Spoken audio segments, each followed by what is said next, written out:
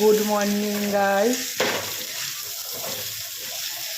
সকালে ভিডিওটা দিতে পারলাম না, একটু লেট হয়ে গেল। এখানে দেখো আলুটা একটু বয়েল করে ভাজা বসিয়েছি। আজকে একটু চিকেন রান্না করব।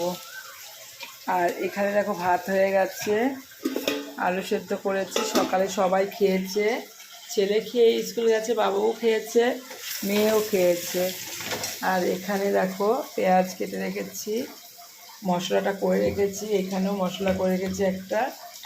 এখানে এই চিচিঙ্গাটা বয়েল করে রেখেছি। যাই হোক বন্ধুরা, এখানে জল পড়ছে, জল সকাল থেকে ছিল না, কারেন্টটাও ছিল না, খুব ডিস্টার্ব করেছে আজকে।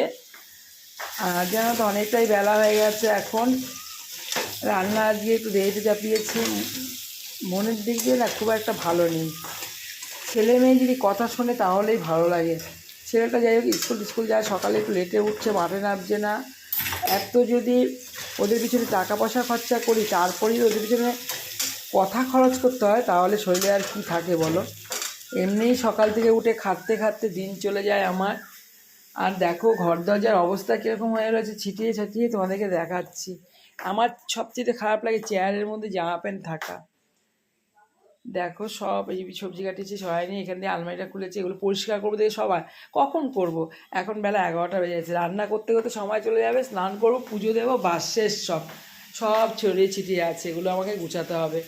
কখন করবো তোমরা একটু বলো তো?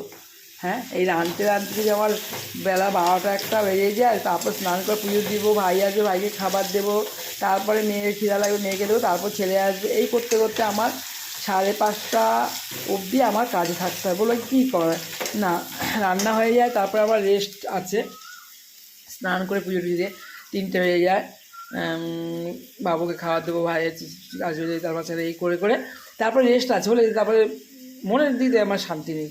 ছেলে আসবে, ছেলেকে খাওয়া টাওয়া দেবো, ওদেরকে দেওয়ার জন্য কোনো ব্যাপার না। এই ছেলে মেয়ে যদি কথা শুনে, মেয়েকে বলবে এটা কর, এটা কোনো কাজ তো করবে না, কাজ করতে বলি না। তুই তো নিজের শরীরচর্চা করা, নিজে জামা প্যান্ট গুছানো, সেটাও করবে না।